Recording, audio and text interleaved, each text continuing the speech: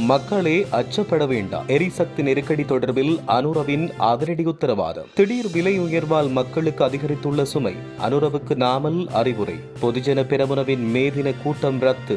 சாதாரண தர மாணவர்களுக்கான அறிவிப்பு. சில இடங்களில் இடியுடன் கூடிய மழை. விடுக்கப்பட்டுள்ள எச்சரிக்கை. உள்நாட்டு நிர்வாகத்தவர்களை மத்திய கிழக்கு மோதலுக்கு சுமத்த வேண்டாம். GL பீரிஸ் எச்சரிக்கை. பணிக்கு வராதோர் மீது ஒழுக்காற்று நடவடிக்கை. மின்சார ஊழியர்களுக்கு கடும் எச்சரிக்கை. அமெரிக்கா இஸ்ரேல் உளவாளிகளை சிறைப்பிடித்தது ஈரான். மத்திய கிழக்கில் போர் மேகங்கள் சூழ்ந்து உலகளாவிய எரிசக்தி நெருக்கடி தீவிரமடைந்துள்ள நிலையில் இலங்கையர்களுக்கு ஜனாதிபதி அனுரகுமார திசாநாயக்க முக்கிய ஆறுதல் செய்தியினை வழங்கியுள்ளார். கொழும்பில் நேற்று இடம்பெற்ற விசேட நிகழ்வொன்றில் உரையாற்றிய ஜனாதிபதி சர்வதேச ரீதியாக எரிபொருள் தட்டுப்பாடு குறித்த அச்சம் நிலவினாலும் இலங்கை அரசு முன் நடவடிக்கைகளை எடுத்துள்ளதாக தெரிவித்தார். மத்திய கிழக்கு மோதல்களால் இத்தகைய சவால்கள் ஏற்பட்டாலும் இன்னும் 2 மாதங்களுக்கு தடையின்றி எரிபொருள் மற்றும் மின்சார விநியோகத்தை முன்னெடுத்துச் செல்வதற்கு கையிருப்பு இலங்கையிடம் உள்ளதாக தெரிவிக்கப்பட்டுள்ளது. சர்வதேச சந்தையில் விலை ஏற்ற இறக்கங்கள் காணப்பட்டாலும் தட்டுப்பாடின்றி விநியோகத்தை பேணுவதற்கு அனைத்து ஏற்பாடுகளும் செய்யப்பட்டுள்ளதாக கூறப்படுகிறது. அரசு எரிசக்தி பாதுகாப்பை உறுதி செய்திருந்தாலும் தற்போதைய சர்வதேச பதற்ற நிலை எவ்வளவு காலம் நீடிக்கும் என்பதை யாராலும் கணிக்க முடியாது என ஜனாதிபதி சுட்டிக்காட்டினார். நாட்டின் வளங்களை நாம் பொறுப்புடன் கையாள வேண்டும். எனவே பொதுமக்கள் எரிபொருள் மற்றும் மின்சாரத்தை முடிந்தவரை சிக்கனமாக பயன்படுத்துமாறு அன்புடன் கேட்டுக் கொள்வதாக அவர் வேண்டுகோள் விடுத்துள்ளார். எரிபொருள் கையிருப்பு தொடர்பாக ஜனாதிபதியும் அமைச்சரும் வழங்கிய வாக்குறுதிகளுக்கு முரணாக திடீரென்று எரிபொருள் விலை உயர்த்தப்பட்டிருப்பது அரசின் முறையற்ற நிர்வாகத்தை காட்டுவதாக ஸ்ரீலங்கா பொதுஜன பெரமுனவின் தேசிய அமைப்பாளர் நாமல் ராஜபக்ஷ தெரிவித்தார். பத்திரமுலையில் அமைந்துள்ள அவரின் கட்சி தலைமையகத்தில் நேற்று இடம்பெற்ற நிகழ்வின் பின்னர் ஊடகங்களுக்கு கருத்து வெளியிட்ட போது அவர் இவ்வாறு தெரிவித்தார். உலக சந்தையில் எரிபொருள் விலை குறைவடைந்து வரும் தற்போதைய சூழலில் உள்நாட்டில் விலையை உயர்த்தியிருப்பது எந்த வகையிலும் ஏற்றுக்கொள்ள முடியாது. நிலக்கரி கொள்வரவின் போது இடம்பெற்ற பாரிய ஊழல்கள் மற்றும் முறைகேடுகளால் ஏற்பட்ட நட்டத்தை ஈடுகட்ட அரசாங்கம் இந்த சுமையை மக்கள் மீது ஏற்றியுள்ளதாக அவர் இதன் பொழுது தெரிவித்திருந்தார். ஸ்ரீலங்கா பொதுஜன பெரமுன இம்முறை மே 1 மேதின கூட்டம் மற்றும் பேரணிகளை நடத்தப் போவதில்லை என அந்த கட்சியின் பொதுச் செயலாளர் சாகர காரியவசம் தெரிவித்தார். கொழும்பில் இன்று இடம்பெற்ற ஊடகவியலாளர் சந்திப்பின் போது அவர் இவ்வாறு தெரிவித்தார். மேதின கூட்டத்தை ரத்து செய்தமைக்கான காரணத்தை விளக்கிய அவர் இம்முறை மே 1 புனித பூரணி தினமாக அமைவதால் அன்று அரசியல் கூட்டங்கள் அல்லது பேரணிகளை முன்னெடுக்கப் போவதில்லை என்றும் அவர் தெரிவித்தார். மே 1 நடவடிக்கைகள் தவிர்க்கப்பட்டாலும் மக்கள் கூட்டம் மற்றும் பேரணிகள் பிறிதொரு நாளில் பிரம்மாண்டமாக நடத்தப்படும் என்று அவர் தெரிவித்தார். மக்கள் ஆதரவு இல்லாத காரணத்தால் ஸ்ரீலங்கா பொதுஜன பெரமுன பின்வாங்குவதாக எழுந்த விமர்சனங்களை அவர் முற்றிலும் நிராகரித்துள்ளதாக தெரிவிக்கப்படுகிறது. தேர்தல் குறித்த எதிர்பார்ப்புகள் அதிகரித்துள்ள நிலையில் பிரதான அரசியல் கட்சிகள் மேதின கூட்டங்களுக்கான ஏற்பாடுகளை செய்து வரும் நிலையில் ஸ்ரீலங்கா பொதுஜன பெரமுனவின் இந்த தீர்மானம் அரசியல் வட்டாரங்களில் பேசுபொருளாக மாறியுள்ளது. கல்வி பொது தராதர சாதாரண தர பரீட்சை விடைத்தாள் மதிப்பீட்டு நடவடிக்கைகள் நாளைய தினம் ஆரம்பிக்கப்பட உள்ளன. நாளைய தினம் முதல் எதிர்வரும் 23 வரை முதல்கட்ட பரீட்சை விடைத்தாள் மதிப்பீட்டு நடவடிக்கைகள் முன்னெடுக்கப்பட உள்ளன. இலங்கை பரீட்சைகள் திணைக்களம் இந்த தகவலை அதிகாரப்பூர்வமாக வெளியிட்டுள்ளது. மேலும் 2ஆம் கட்ட பரீட்சை மதிப்பீட்டு நடவடிக்கை எதிர்வரும் ஏப்ரல் 1 முதல் 10 வரை நடத்தப்படும் என அறிவிக்கப்பட்டுள்ளது. கல்வி பொது தராதர சாதாரண தர பரீட்சையின் பிரத்யேக பரீட்சைகள் குறிப்பாக அதனுடைய பிரயோக பரீட்சை எதிர்வரும் ஏப்ரல் 22 முதல் 30 வரை நடத்துவதற்கு திட்டமிடப்பட்டுள்ளன. சாதாரண தர பரீட்சை பெறுபவர்களை ஏப்ரல் 30 பின்னர் எதிர்பார்க்க முடியும் என பரீட்சைகள் திணைக்களம் அண்மையில் தகவல் வெளியிட்டுள்ளது.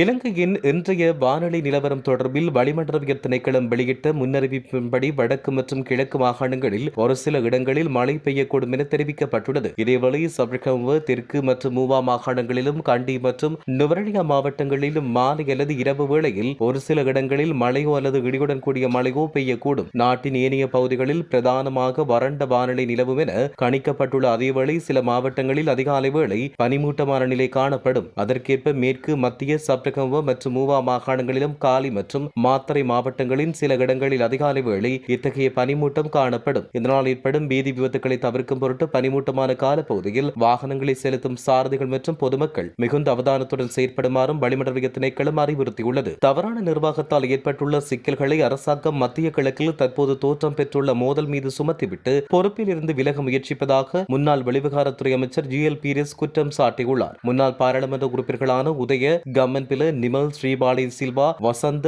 அழகியவண்ண, GL பீரிஸ், அன்ற பிரியதர்சன யாப்பா உள்ளிட்ட சிவில் அமைப்புகளின் பிரதிநிதிகள் ஒன்றிணைந்து கலந்துரையாடினர். இந்த கலந்துரையாடலின் பின் ஊடகங்களுக்கு கருத்து வெளியிட்ட GL பீரிஸ் மத்திய கிழக்கு நாடுகளில் தோற்றம் பெற்றுள்ள மோதல் நிலைமையை தமக்கு சாதகமாக பயன்படுத்திக் கொள்ள அரசாங்கம் முயற்சிக்கிறது. அரசாங்கத்தின் தவறான நிர்வாகத்தால் ஏற்பட்டுள்ள நெருக்கடியின் பொறுப்பில் இருந்து விலகுவதற்கு அரசாங்கம் முயற்சி செய்கிறது. நடுத்தர மக்களை நெருக்கடிக்குள்ளாக்கும் வகையில் தற்போது எரிபொருளின் விலை அதிகரிக்கப்பட்டுள்ளது. இதனால் சமூக கட்டமைப்பில் ஏற்படும் விளைவுகளை அரசாங்கம் ஆராயவில்லை என்றும் அவர் இதன்போது சுட்டிக்காட்டினார். இலங்கை மின்சார சபையின் மறுசீரமைப்பு பணிகள் நிறைவடைந்துள்ள நிலையில் புதிதாக நிறுவப்பட்ட நிறுவனங்களின் அனைத்து சேவைகளும் அத்தியாவசிய சேவைகளாக பிரகடனப்படுத்தப்பட்டுள்ளன. இந்த நிலையில் பணிக்கு சமூகமளிக்காத ஊழியர்களுக்கு எதிராக கடுமையான ஒழுக்காற்று நடவடிக்கை எடுக்கப்படும் என புதிய நிறுவனங்களின் நிர்வாகம் எச்சரிக்கை விடுத்துள்ளது. சில ஊழியர்கள் பணிக்கு சமூகமளிக்காமல் தொழிற்சங்க நடவடிக்கையில் ஈடுபட்டுள்ளமையை முதன்மை நிறைவேற்று அதிகாரிகளான பொறியியலாளர் எஸ்.ஐ. குமார் மற்றும் பொறியியலாளர் என்.எஸ். வெத்தசிங் ஆகியோர் சுட்டிக்காட்டினர். புதிய நிறுவனங்களுக்கான நியமன கடிதங்களை வழங்கும் பணிகள் தற்போது நடைபெற்று வருகின்ற போதிலும் அதன் மூலம் ஊழியர்கள் தமது உடனடி கடமையிலிருந்து விடுவிக்கப்பட மாட்டார்கள் என முகாமைத்துவம் தெளிவுபடுத்தியுள்ளது. தற்போது வேலை நிறுத்தத்தில் ஈடுபட்ட அனைத்து ஊழியர்களும் உடனடியாக பணிக்கு திரும்புமாறு உத்தரவிடப்பட்டுள்ளது. இந்த உத்தரவை புறக்கணிப்போருக்கு எதிராக அத்தியாவசிய சேவை விதிமுறைகளின் கீழ் கடுமையான ஒழுக்காற்று மற்றும் சட்ட நடவடிக்கைகள் எடுக்கப்படும் என்று அறிவிக்கப்பட்டுள்ளது.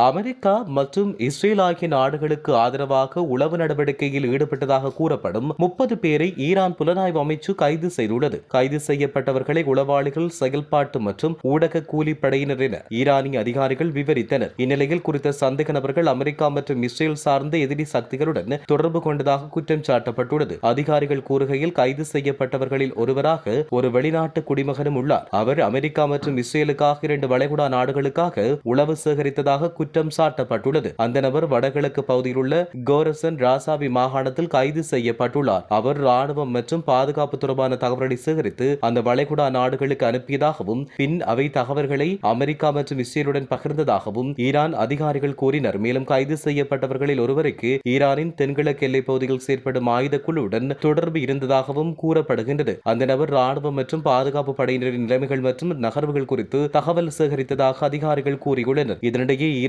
புரட்சிகர காவல்படையின் உளவுத்துறை பிரிவும் 10 பேரை கைது செய்துள்ளது. அவர்கள் முக்கியமான இடங்களை காணொலி எடுத்து வெளிநாட்டு ஊடகங்களுக்கு அனுப்பியதாக குற்றம் சாட்டப்பட்டுள்ளது. இந்த கைது நடவடிக்கைகள் தொடர்பான மேலதிக விசாரணைகள் தற்போது நடைபெற்று வருகின்றன.